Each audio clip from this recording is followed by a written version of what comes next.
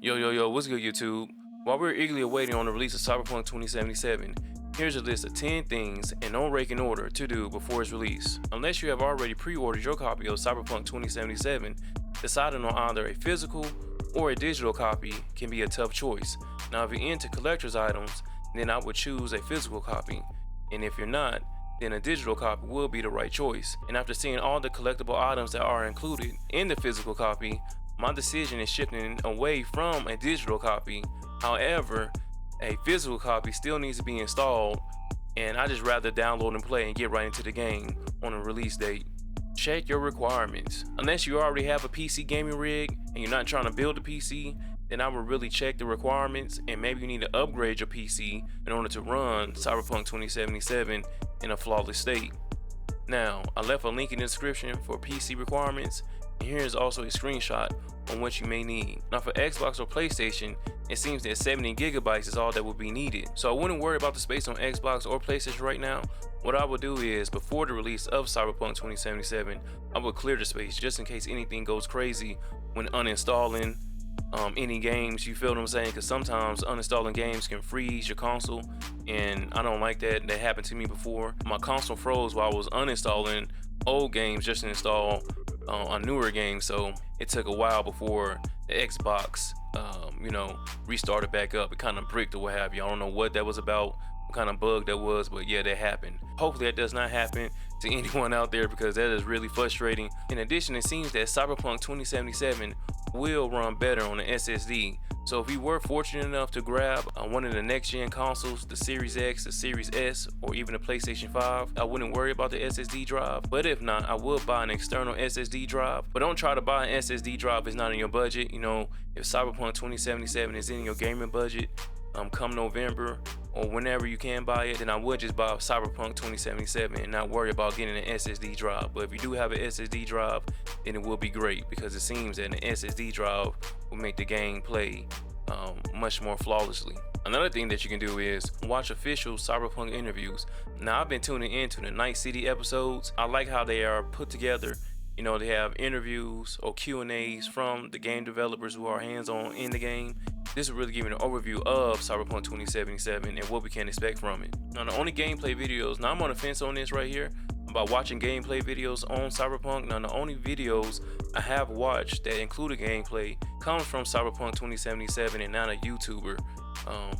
Like the Night City episodes, they include some gameplay that we can watch, but it's not really a spoiler alert. It gives you an overview of what kind of gameplay you can expect from Cyberpunk 2077. If you watch a YouTuber's gameplay, they may spoil some of the upcoming mechanics in the game. So that's up to you if you want to watch a YouTuber's gameplay. You know what I'm saying? Because I really don't like watching a lot of YouTubers gameplay. For me, they spoil it, and I just really rather get in the game and see what I can do instead of listening to them and what they say to do in that regards as far as Cyberpunk 2077. But yeah, watch some of the Cyberpunk 2077 gameplay from the official Cyberpunk 2077 YouTube channel. And I forgot to mention about the Night Watch episode is coming straight from Cyberpunk's 2077 official YouTube channel. Now, these next 4 steps will help with character creation. Now, I don't know how many times I loaded up a new game and I had to create a character and I clicked random. I hate clicking random because it doesn't really personify what I'm trying to do in a video game. So if you haven't decided on your appearance for Cyberpunk 2077, I know this is ahead of time, but many of us like to be prepared, go right into the game. I get to choose that name. A lot of times the names that you want to choose for Cyberpunk 2077 or the alias that you can use is taken. So right now, here's one of the things that you can do to help your appearance in choosing your name in Cyberpunk 2077, if we can do that. I don't know if the main player that we're playing with, whose name is V, can he use the alias? I really didn't hear that in any interview, so we will see what goes down. You dig what I'm saying? Now, one thing you can do is read your comic books. Now, just this past week, I dusted off my old comic books and I started going through them, and I say, you know what? I might use these comic books to create a character in Cyberpunk 2077. And reading a comic book right now will really help decide how I might even play or what path I might take in Cyberpunk 2077 in my appearance, and even the alias, if we can use the alias, or even starting a clan if that comes along, because there are gangs in Cyberpunk 2077, so we don't know what the multiplayer is going to be like right now. But if you wanted to start your own faction reading a comic book would help. Right now, I own a lot of Marvel comic books, and X-Men seems to be one of the comic books that is geared towards the cyberpunk theme. Let you see something real quick. Let me get some.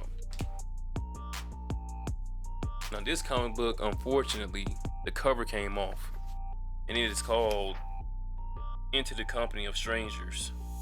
So, that being said, I don't know if y'all can see this. Yeah, that's sinister in the beginning. I don't know if you can really do that, but this chick right here, she has that cyberpunk vibe, if you dig what I'm saying. She has that cyberpunk vibe, you know what I'm saying? That night city life. I believe there's Domino right there too, if you can see her. Hold up, I got some more comics too, just to let you see what I'm talking about. Yeah, I know this kind of crazy talking about this right now, even though the game hasn't came out, but sometimes it's better to be prepared. Here's another image. Hope you can see it good.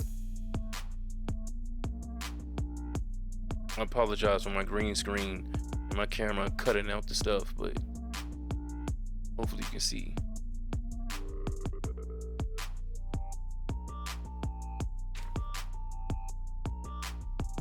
This one is the icon. Now this image right here kind of remind me of the Voodoo Boys that was portrayed, that was displayed in a night city life. I think that was episode 2. Yeah, I believe episode 2. It could be in episode 3. I apologize, I can't recall. But yeah, hopefully you can see that pretty well.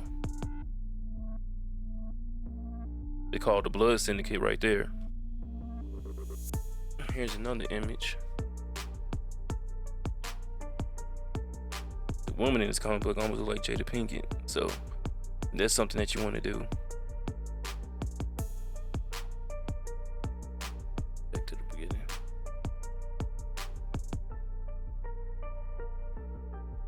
Now, if you just want to plain Jane it, here's a comic book called Veronica. Now, I got these comic books in one of those big collections that Toys R Us used to sell back in the day. So, if you want to plain Jane it.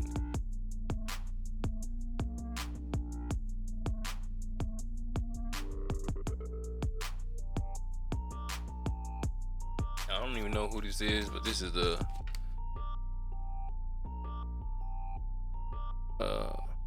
Ray.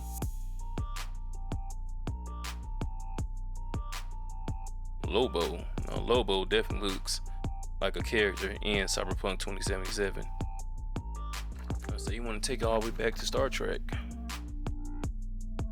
Even though Star Trek is not really a cyberpunk theme, and even some of the comic books I showed you is not a cyberpunk theme, I'm just saying you can use some of these customizations that are found in these comic books or comic books that you own and use them towards creating your character when Cyberpunk is released.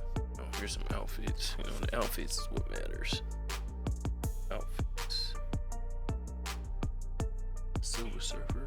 And I remember one time I was trying to use Nolan Ryan as a character name, and that was already taken. That alias was already taken, so I don't know, like I said previously, if we can use aliases for V, but if we can, then comic book names, there are a lot of comic book names and a lot of characters that we can use. I don't know if you can see these outfits, but yeah. I apologize for my green screen situation. You seeing through the... But we do have this comic book. You get the gist of what I'm talking about. And this is Starjammers. Now, one of the character paths that you could choose was a nomad, and looking in this Starjammers comic book, here's a picture right here. Now, if you do have this comic book, this is Starjammers. I don't know which one. This is a limited series, so I don't even know which episode this is, but I think it's number 1. Yeah, but anyway, here is a picture of like a nomadic lifestyle.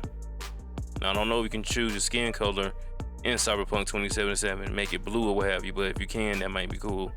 You get what I'm saying? Hopefully you can see it in the camera's not messing it up with the green screen situation.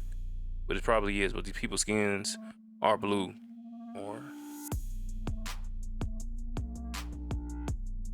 Again, here's another one that scene could be plain Jane, especially for your appearance. And this is the Harbinger by Valiant. And this is X-Men Children of the Atom. Now here's a guy that looks like you can choose character. It looks like you can actually create in Cyberpunk 2077 because they had the corpo, I believe, path that you can take.